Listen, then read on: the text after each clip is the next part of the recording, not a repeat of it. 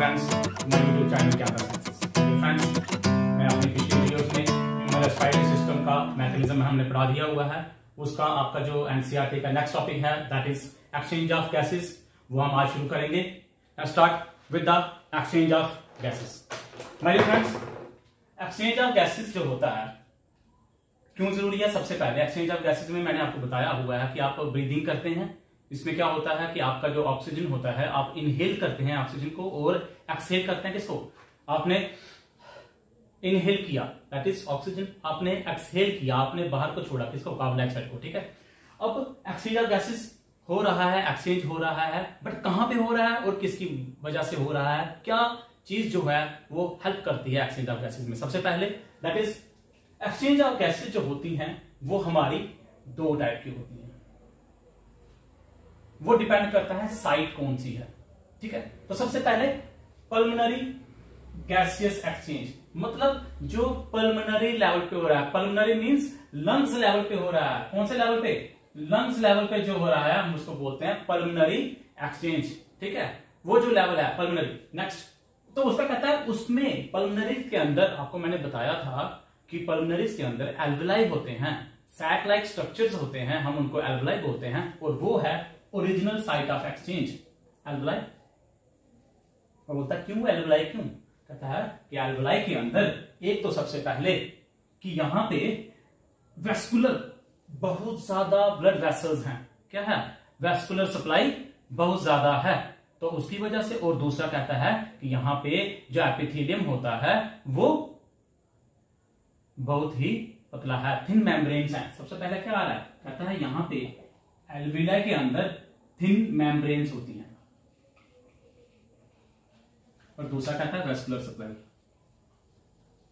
Vascular supply, abundant vascular supply है। Vascular supply means blood vessels बहुत ज्यादा हैं यहां पे ब्लड की जो सप्लाई हो रही है बहुत ज्यादा होती है। इसी एक्सचेंज ऑफ गैसेस, इसी ऑक्सीजन को लेने के लिए यहाँ पे ब्लड वेसल्स बहुत ज्यादा हैं। और एक दूसरी चीज, यहाँ पे जो मेम्ब्रेन्स होती हैं एल्वेलाई की और ब्लड वेसल्स की, वो बड़ी थिन होती हैं। यहाँ पे मैंने स्ट्रक्चर बनाया हुआ है, ये किसका स्ट्रक्चर है? It is alveoli. और ये जो है ये ब्लड वेसल्स है, ब्लड कैपिलरी लगा लो, इट इज ब्लड कैपिलरी। अब देखिए जो एल्वेलाई है, एल्वेलाई की ये आपका एल्वेलाई की जो मेम्ब्रेन है, it is a single cell membrane, one cell membrane. आप यहां पे बोल सकते हैं one cell membrane, it is one cell membrane, one cell है। और ये जो मेम्ब्रेन होती है इट इज, ये कौन सी है? ये एपिथेलियल मेम्ब्रेन है। कौन सी मेम्ब्रेन है? एपिथेलियल, एपिथेलियम की बनी हुई है, वन सेल एपिथेलियम। इसको हम बोलते हैं squamous epithelium, squamous epithelium. Clear? ये कौन सी है? ये जो एपिथेलियम की जो ये वन सेल लेयर है इट इज स्कैमस एपिथेलियम। और जो आपकी ब्लड कैपिलरी है इसकी जो ये भी वन सेल है, बट ये किसकी बनी हुई है? ये एंडोथेलियम है, एंडोथेलियम, एंडोथेलियम। ये कैपिलरी एंडोथेलियम है। कैपिलरी की जो वन सेल मेम्ब्रेन होती है इट इज ये एंडोथेलियम की बनी हुई है। और देखिए ये भी वन सेल है, ये भी वन सेल है, और इन दोनों के बीच में यहां पे एक बेसमेंट, यहां पे एक बेसमेंट सेगमेंट होती है, बेसमेंट मटेरियल होता है। कौन सा मटेरियल है? यहां पे एक बेसमेंट मटेरियल है, basement material means 3 layers are there. One epithelial, squamous epithelium of the alveoli, endothelium of the capillaries, and in between the both there is a basement membrane, basement material. Because sir can't say ये एक membrane नहीं है, ये एक material है जो इन दोनों membranes के सेल्स को पकड़ के रखता है। और सबसे इंपॉर्टेंट जो है ये एक्सचेंज ऑफ गैसेस में हेल्प करता है। ठीक है, अब हम नेक्स्ट पढ़ेंगे। कहता है दूसरा जो है that is tissue level of exchange. Tissue level पे एक तो आपका एक्सचेंज आ गया एल्वेलाई में, दूसरा एक्सचेंज जो होता है आपका ब्लड वेसल्स और आपके बॉडी के डिफरेंट टिश्यूज, डिफरेंट ऑर्गन्स के जो टिश्यूज हैं वहां पे जाके जो एक्सचेंज होगा गैसेस का वो दूसरी साइड बनती है। ठीक है, अब नेक्स्ट हम देखते हैं। तो ये आ गया। अब कहता है जो पल्मोनरी गैसेस एक्सचेंज होता है, क्योंकि वो आपके लंग्स लेवल पे हो रहा है, वो एक्सटर्नल रेस्पिरेशन आती है। वो कौन सी रेस्पिरेशन आती है?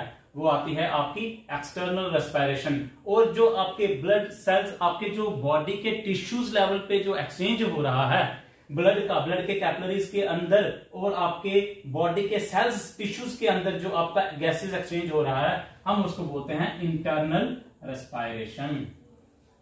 Is it clear my dear friends?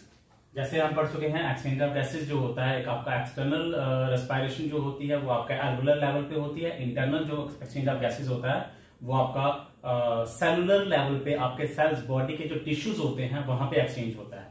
तो दो आ गए। उसके बाद जो कहता है किन चीजों पे डिपेंड करता है, क्या चीज जो होती है वो एक्सचेंज करवाती है, तो कहता है सबसे पहले आपका सिंपल डिफ्यूजन। सिंपल डिफ्यूजन मैंने आपको बताया हुआ है मेरी पुरानी वीडियोस के अंदर कि जो आपका एक्सचेंज होता है, जहां फिर आप यू कैन से गैसेस का जो फ्लो होता है वो from one level to other level पे होता है on the basis of gradient, pressure gradient. किस बेस पे? Pressure gradient. और ये प्रेशर ग्रेडियंट ही है जो आपका एक बेस बनता है। मैं आपको बता चुका हूं पहले ही कि आपकी जो डिफ्यूजन होती हैं वो एक्टिव डिफ्यूजन हो सकता है, वो पैसिव डिफ्यूजन हो सकता है। वाटर के लेवल, अगर वाटर की बात करेंगे तो वो ऑस्मोटिक ग्रेडियंट हो सकता है। यहां पे जो गैसेस का एक्सचेंज होता है वो सिंपल डिफ्यूजन है, यू कैन से पैसिव डिफ्यूजन है। और उसी के अंदर क्या चीज काम कर रही है? प्रेशर ग्रेडियंट काम कर रहा है। मतलब कि प्रेशर का जो डिफरेंस होगा, अगर ऑक्सीजन, मान लो यहां पे ऑक्सीजन है, यहां पे एक और ऑक्सीजन है, और इनको यहां पे मान लो कि जो 50 मॉलिक्यूल हैं ऑक्सीजन के, यहां पे 20 मॉलिक्यूल हैं, तो ऑक्सीजन को फ्लो करना है तो कौन सी तरफ करेगी? From high concentration to low concentration. यही है सिंपल फंडा सिंपल डिफ्यूजन का। ठीक, नेक्स्ट हम बात करते हैं सॉल्युबिलिटी ऑफ गैसेस। तो कहता है solubility of gases is the main, ये बहुत ही इंपॉर्टेंट काम करता है सॉल्युबिलिटी। कहता है सॉल्युबिलिटी मतलब जितनी ज्यादा, higher the solubility, higher the solubility, जितनी ज्यादा सॉल्युबिलिटी होगी उतना ही higher the exchange, higher the diffusion, you can say higher the diffusion. Gases का जो एक्सचेंज होगा, जितनी ज्यादा सॉल्युबिलिटी होगी उतना ही उसका ज्यादा फ्लो होगा from one place to another, या फिर उसका यू कैन से एक्सचेंज उसका जो होगा वो उतना ही ज्यादा होगा। यू कैन से डिफ्यूजन की जगह पे हम एक्सचेंज लिख सकते हैं, higher the exchange. Rate of exchange जो होगा, रेट जल्दी वो करेगा। और इसी के अंदर, क्योंकि हम यहाँ पे ह्यूमन बॉडी में रेस्पिरेशन की बात कर रहे हैं, तो हमें यहाँ पे दो ही जो गैसेस हैं, जो चाहे ऑक्सीजन है या फिर कार्बन डाइऑक्साइड है, इन्हीं दोनों की बात करनी है। तो यहां पे जो आपकी कार्बन डाइऑक्साइड होती है वो it is 20 to 25 times more soluble to oxygen। मतलब कि ये 20 से 25 टाइम्स ज्यादा सॉल्युबल है। मतलब इसका जो एक्सचेंज होगा वो ज्यादा होगा, ज्यादा जल्दी ये एक जगह से दूसरी जगह पे एक्सचेंज हो जाएगी, और यू कैन से डिफ्यूज हो जाएगी। अब तीसरी बात जो है इसमें मेन सबसे important, that is partial pressure. ये पार्शियल प्रेशर जो होता है, it is a pressure exerted by the gas in its mixture, in a mixture of gases,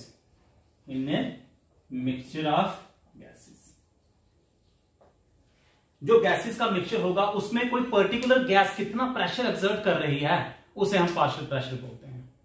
मान लो कि हम बात कर रहे हैं हवा की, किसकी बात कर रहे हैं? एयर की बात कर रहे हैं।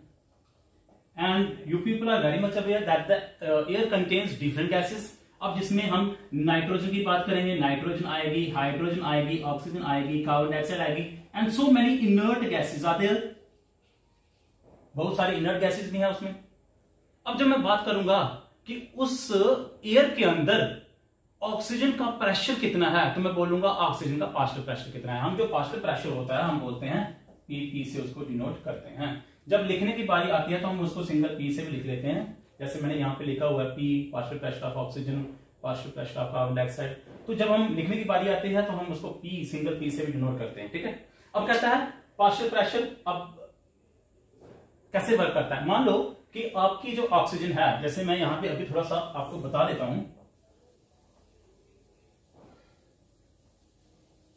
जैसे मान लो कि आपकी हवा के अंदर आपका एटमॉस्फेरिक जो प्रेशर रहता है, atmospheric pressure that is 760 mmHg। मैंने आपको लास्ट अपनी वीडियो में बताया हुआ mmHg, मतलब हम मरकरी के लेवल पे लेते हैं। तो ये आ गया आपका जो एटमॉस्फेरिक प्रेशर है, जो हवा का टोटल प्रेशर है हवा का एटमॉस्फेयर में, वो 760 mmHg है। आपको पता है कि ऑक्सीजन की जो कंसंट्रेशन है 21% लेते हैं। अब हम इसी को देखेंगे और इसी से हमें पता चल जाएगा कि ऑक्सीजन का पार्शियल प्रेशर कितना है। 21 है, हम इसको 21/100 और टोटल प्रेशर से हम इसको कर लेंगे 76, तो ये आपका नियर अबाउट 159 mmHg आएगा। तो एटमॉस्फेयर में हवा का जो ऑक्सीजन का पार्शियल प्रेशर है, partial pressure of oxygen in air, partial pressure of oxygen in atmosphere, in atmosphere अगर कोई बोलेगा तो हम बताएंगे 159।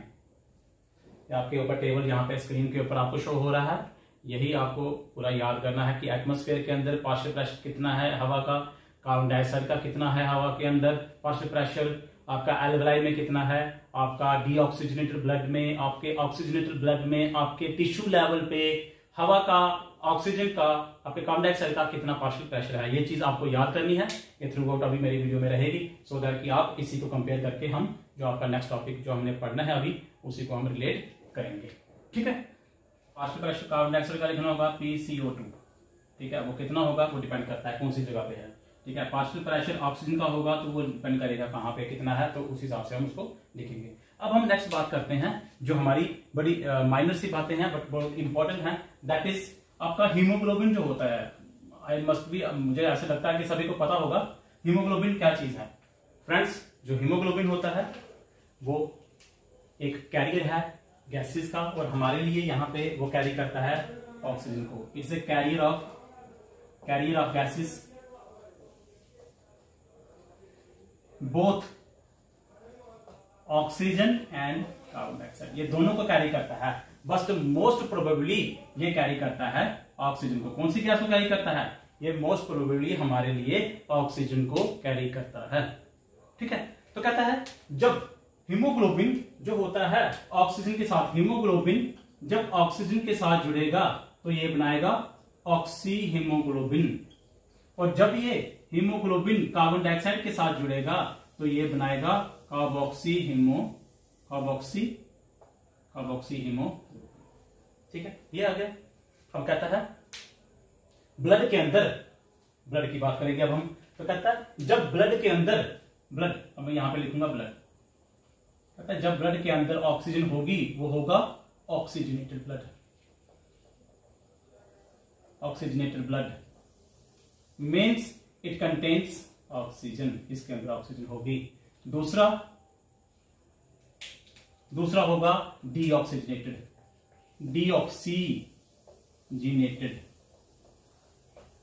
मतलब उसके अंदर ऑक्सीजन नहीं है। और यू कैन से जो पार्शियल प्रेशर हमें चाहिए, जितनी हमें ऑक्सीजन हमेशा ब्लड के अंदर रहती है, बट उसका कंसंट्रेशन जो होती है, उसका प्रेशर जो होता है वो कम रहता है, वो हमारे सेल्स के लिए अवेलेबल नहीं रहता, इसलिए हम उसको डीऑक्सीजनेटेड बोलते हैं। But otherwise you can't say the blood is without oxygen, oxygen is there always, carbon dioxide हमेशा ब्लड के अंदर रहेगी, ऑक्सीजन हमेशा ब्लड के अंदर रहेगी, बट जगह पे, कौन सी जगह पे है वो ब्लड, वो डिपेंड करता है कि क्या ऑक्सीजन, क्या कार्बन डाइऑक्साइड हमारे ब्लड के लिए, हमारे सेल्स के लिए अवेलेबल है कि नहीं है। तो जब उस ब्लड के अंदर ऑक्सीजन की कंसंट्रेशन कम होती है, वो हमारे सेल्स के लिए अवेलेबल नहीं है, तो हम उसे ब्लड को बोलते हैं डीऑक्सीजनेटेड। मतलब यहां पे कार्बन डाइऑक्साइड की कंसंट्रेशन थोड़ी सी ज्यादा हो गई है, अब ऑक्सीजन की कंसंट्रेशन कम रहती है। तो ये आ गया ब्लड के लिए हीमोग्लोबिन। अब हम नेक्स्ट पढ़ते हैं कि वो जो एक्सचेंज, हम जिसके बारे में हम बातें कर रहे हैं, इतनी चीजें हमने याद की, डिस्कस की वो एक्सचेंज ऑफ गैसेस है क्या बोला। माय डियर फ्रेंड्स, ये आपका जो स्ट्रक्चर है एक्सचेंज ऑफ गैसेस का मैंने यहां पे बनाया हुआ है। देखिए आपका एल्वुलाई रहता है, आपका जो भी आपके लंग्स पे, लंग्स लेवल पे या फिर एल्वुलाई लेवल पे, लंग्स के अंदर जो एल्वुलाई है, सैक लाइक स्ट्रक्चर जो है, वहां पे जाके मैंने आपको पहले डिस्कस किया, क्योंकि यहाँ पे थिन मेम्ब्रेन्स होती हैं, यहाँ पे वेस्कुलर सप्लाई, ब्लड की सप्लाई जो है बहुत ज्यादा है, मैश ऑफ वेसल्स हैं, ब्लड की सप्लाई बहुत ज्यादा, उसकी वजह से यहाँ पे एक्सचेंज होता है। अब इस एक्सचेंज को पढ़ने से पहले मैं यहीं पे आपको एक थोड़ी सी चीज डिस्कस करूंगा कि ब्लड कहां से आता है और क्यों लंग्स में जाता है। माय डियर फ्रेंड्स, जो आपका ब्लड होता है, आपको पता होगा कि हार्ट के 4 चैम्बर्स होते हैं। यहां पे भी मैंने वही 4 चैम्बर्स बनाए हुए हैं, ये आपके 4 चैम्बर्स बनाए हुए हैं। यहाँ पे एक चैम्बर है, दूसरा चैम्बर, तीसरा और चौथा चैम्बर है। आपके राइट साइड में, ये आपका राइट साइड का हार्ट आ गया। अगर राइट साइड होगा तो यहाँ पे right auricle, then right ventricle, left auricle, left ventricle. Blood जो होता है impure blood, you can say deoxygenated blood, जिसमें ऑक्सीजन की कंसंट्रेशन कम है, वो जब थ्रू बॉडी से होके, बॉडी के टिश्यूज से होके, मीन्स यू कैन से इम्प्योर है, अभी वो डीऑक्सीजनेटेड है, वो ब्लड जो होता है वो हमारे राइट ऑरिकल में आता है। राइट ऑरिकल से वो कहां जाएगा, राइट ऑरिकल से वो जाएगा राइट वेंट्रिकल में, और वहां से आपकी एक आर्टरी जो होती है, आर्टरीज हमेशा ब्लड को अवे फ्रॉम द हार्ट लेती हैं। यहां पे भी मैंने आर्टरी लिखा हुआ है। मैक्सिमम टाइम पे हमारी जो आर्टरीज होती है वो प्योर ब्लड कैरी करती हैं, बट एक सिंगल ऐसी आर्टरी है, पल्मोनरी आर्टरी, जो पल्मोनरी है, मीन्स वो लंग्स की तरफ लेके जा रही है। कहां लेके जा रही है, लंग्स की तरफ ब्लड को लेके जाएगी, हम उसे पल्मोनरी आर्टरी बोलते हैं, और इसमें हमेशा इम्प्योर ब्लड रहेगा, और you can say deoxygenated blood रहेगा। ये ब्लड जो जाता है ये लंग्स की तरफ जाता है। क्यों जाता है, क्योंकि यहाँ पे गैसेस का एक्सचेंज होना है। हमें यहाँ पे वो जो डीऑक्सीजनेटेड ब्लड है, ये जो हार्ट में गया और फिर देन लंग्स की तरफ जा रहा है, इसमें डीऑक्सीजनेशन है, ऑक्सीजनेशन कम है, तो यहां से वो ऑक्सीजन को लेगा, और जब वो ऑक्सीजन को लेगा वो ऑक्सीजनेटेड ब्लड हो जाएगा, फिर वो दोबारा हार्ट के अंदर जाएगा। हार्ट के अंदर क्यों जाता है, हार्ट के अंदर इसलिए जाता है ताकि वो जब हार्ट पंप करेगा प्रेशर के साथ वो हर एक बॉडी पोर्शन में जाता है। जैसे वो लंग्स में गया, देन वो हमेशा देन वो थ्रू पल्मोनरी वेन वो एंटर करता है हमारे लेफ्ट ऑरिकल में। लेफ्ट ऑरिकल से जब वो राइट ऑरिकल में जाएगा, वहां से थ्रू एओर्टा वो throughout the body different tissues में, different organs, different tissues, then different cells के अंदर जाएगा, और वहां से अगेन डिफ्यूजन होगा, वहां से वो कार्बन डाइऑक्साइड को लेगा, और देन वो आपका प्रोसेस रिपीट होगा। अब हम चलते हैं दोबारा अपने लंग्स के पास, और लंग्स में एल्वुलाई, एल्वुलस, सिंगल एल्वुलस बनाया हुआ है। कहता है हमारे बाहर एटमॉस्फेयर में, एटमॉस्फेरिक प्रेशर में पार्शियल प्रेशर ऑफ ऑक्सीजन जो रहता है दैट इज 159, अभी मैंने डिस्कस किया था। Partial pressure of carbon dioxide जो रहता है दैट इज 0.3 रहता है। अब ये mmHg होगा, 0.3 mmHg है।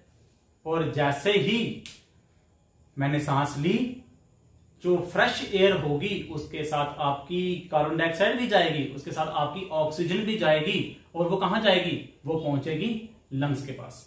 जैसे ही वो लंग्स के पास पहुंचती है, लंग्स के अंदर एल्वुलाई के अंदर जाती है, वहां पे पार्शियल प्रेशर ऑक्सीजन का हो जाता है 104। Important thing to notice here, मैं यहां पे बात कर रहा हूं 159.3, एंड यहां पे जैसे ही वही एयर, वही फ्रेश एयर जब लंग्स के अंदर एल्वुलाई में पहुंचती है, वहां पे पार्शियल प्रेशर ऑक्सीजन का हो जाता है 104 और कार्बन डाइऑक्साइड का हो जाता है 40।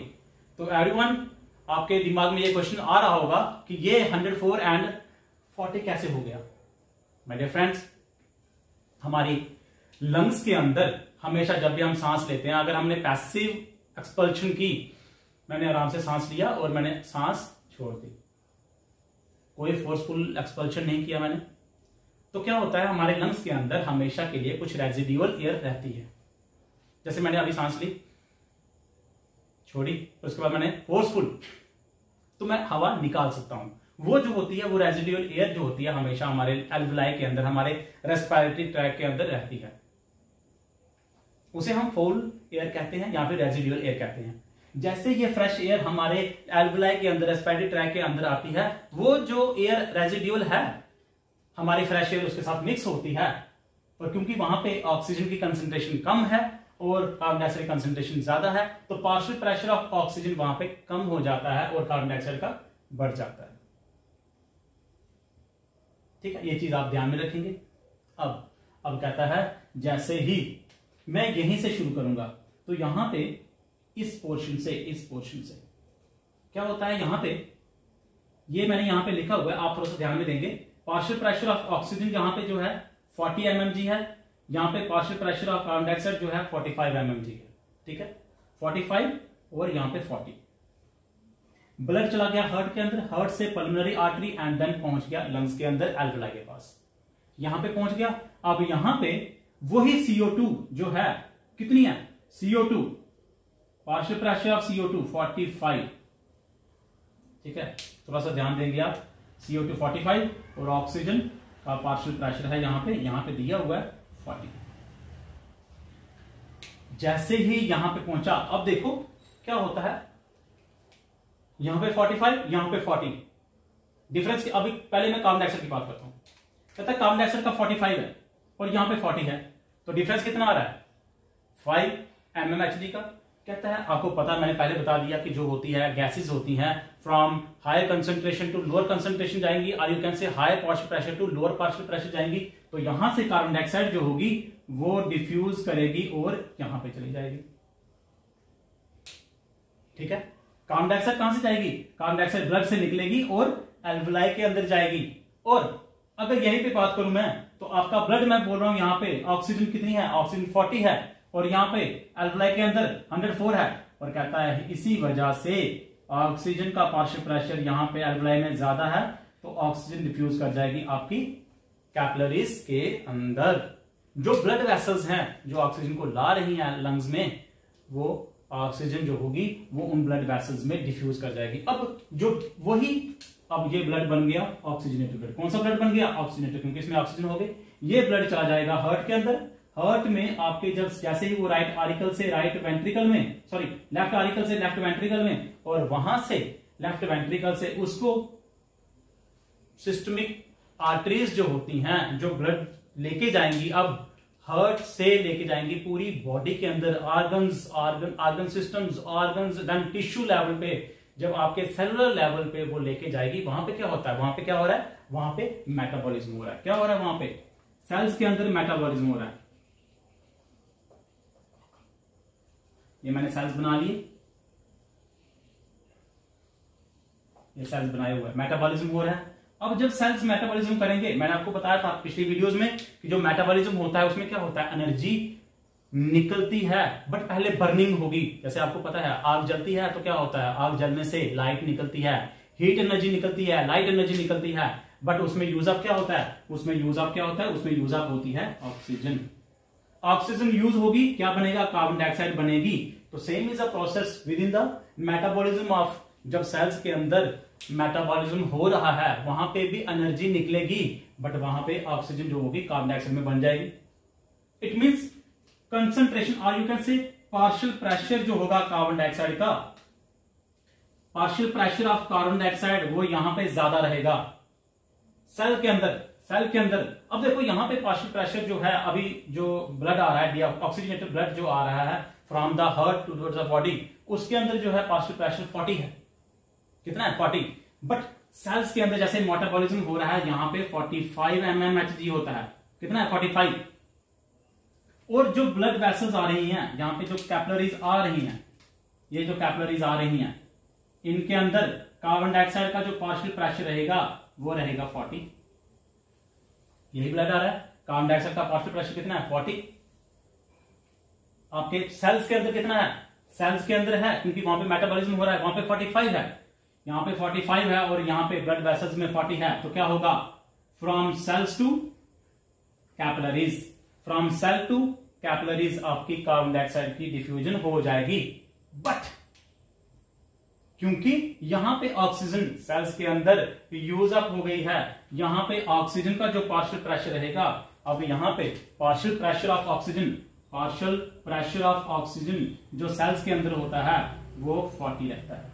मगर यहां पे ये देखो 95 पार्शियल प्रेशर ऑफ ऑक्सीजन, यहां पे पार्शियल प्रेशर ऑफ ऑक्सीजन जो है 95 है सेल्स के अंदर, क्योंकि मेटाबॉलिज्म हो चुका है, ऑक्सीजन की कमी है यहां पे और इनको सिर्फ ऑक्सीजन चाहिए भाई मेटाबॉलिज्म करने के लिए।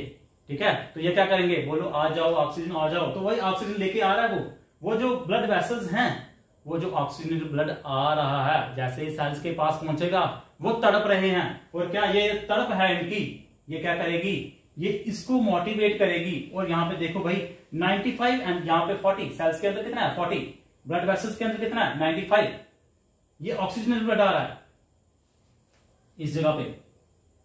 ठीक है, यहां पे 40 है, ऑक्सीजन कितना है, ऑक्सीजन 40 है, और यहां पे ऑक्सीजन कितना 95, तो डिफरेंस कितना आ रहा है 55 का डिफरेंस आ रहा है। और यही जो 55 का डिफरेंस है ये मोटिवेट करेगा और from blood vessels to cells के अंदर ऑक्सीजन डिफ्यूज हो जाएगी। फ्रॉम सेल्स टू ऑक्सीजन जो होगी from blood vessels to cells के अंदर डिफ्यूज हो जाएगी। और ये प्रोसेस कार्बन डाइऑक्साइड ब्लड के अंदर, और ये प्रोसेस आपका चलता रहता है। हम इसको दोबारा से रिपीट कर लेते हैं, क्योंकि पार्शियल प्रेशर यहाँ पे ऑक्सीजन का ज्यादा है, ब्लड के अंदर जो ब्लड आ रहा है यहाँ पे जो इम्प्योर ब्लड है, जो डीऑक्सीजनेटेड ब्लड है, उसके अंदर पार्शियल प्रेशर ऑक्सीजन का 40 है, 40 और यहाँ पे 104, तो डिफ्यूजन जो हो जाएगी वो विद इन द ब्लड में हो जाएगी, ब्लड वेसल्स में हो जाएगी, और यहां से वो जो ब्लड होगा वो ऑक्सीजनेटेड हो जाएगा। कार्बन डाइऑक्साइड की बात करें तो कार्बन डाइऑक्साइड में यहाँ पे जो पार्शियल प्रेशर था वो 45 था, यहाँ पे 40 था, और जो कार्बन डाइऑक्साइड यहाँ पे होती है वो डिफ्यूज हो जाती है एल्वेलाई के अंदर, और जैसे हम एक्सपायर करते हैं वो कार्बन डाइऑक्साइड बाहर निकल जाती है। ठीक, अब वही ऑक्सीजनेटेड ब्लड, क्योंकि ऑक्सीजन यहां से डिफ्यूज हुई है इस ब्लड के अंदर तो ऑक्सीजनेटेड हो गया है, अब उसका पार्शियल प्रेशर जो है 95 है। ठीक है, और कार्बन डाइऑक्साइड कितना है 40 हो गया हुआ। जैसे ही ये ब्लड आपका सेलुलर लेवल पे पहुंचता है तो यहां पे क्या है, यहां पे ऑक्सीजन यूज अप हो गई है मेटाबॉलिज्म में, तो यहां पे ऑक्सीजन का 40 है, यहां पे 95 है, 55 का डिफरेंस, तो यहां से सेल से आपके ब्लड से वो डिफ्यूज हो जाएगी सेल के अंदर। कार्बन डाइऑक्साइड का यहाँ पे 45 है और ब्लड के अंदर 40, तो फ्रॉम सेल्स वो चल जाएगी ब्लड के अंदर, और ये प्रोसेस आपका चलता रहेगा। So dear friends, this is all about exchange of gases at the cellular level, at the alveoli level. So my dear friends, ये exchange of gases यहाँ पे इतना भी मैंने डिस्कस किया, मुझे आशा है कि आपको समझ आ गया होगा। अब मैं चाहता हूं कि आप घर पे ही रहें, सेफ रहें, अपने पेरेंट्स की जो परेशानियां हैं उनको कम करें, बाहर ना निकलें। सुना है कि थर्ड वेव भी आने वाली है, हम उसका इंतजार तो नहीं करेंगे, चाहेंगे यही कि थर्ड वेव ना आए, जल्दी से जल्दी आपके स्कूल्स आपके कॉलेजेस लगें, और मैं अपनी वीडियोस आपको ऐसे ही देता रहूंगा, ज्यादा से ज्यादा कोशिश करूंगा जल्दी से जल्दी वीडियोस बनाने की, और आपको जितना भी आपके सिलेबस है उसको कवर करने की कोशिश करूंगा मैं। और आपसे ये उम्मीद रखता हूं कि आप अपने फ्रेंड्स के साथ मेरे चैनल को शेयर करेंगे, उनको मोटिवेट करेंगे मेरे चैनल को सब्सक्राइब करने के लिए, और मेरी वीडियोस को ज्यादा से ज्यादा शेयर कीजिए, प्लीज लाइक कीजिए और कमेंट करिए। कमेंट में आप मुझे ये भी बता सकते हैं कि आपको किस चीज पे, अगर कोई ऐसा टॉपिक है जो अभी मैं वहां पे पहुंचने के लिए लेट हो जाऊंगा तो आप मुझे बोल सकते हैं, मैं उस पर अलग से एक वीडियो भी बना दूंगा, मुझे कोई उसमें हर्ज नहीं है। So please stay in contact with me, stay in contact with my channel Gyanta sciences. Thanks a lot, that's all.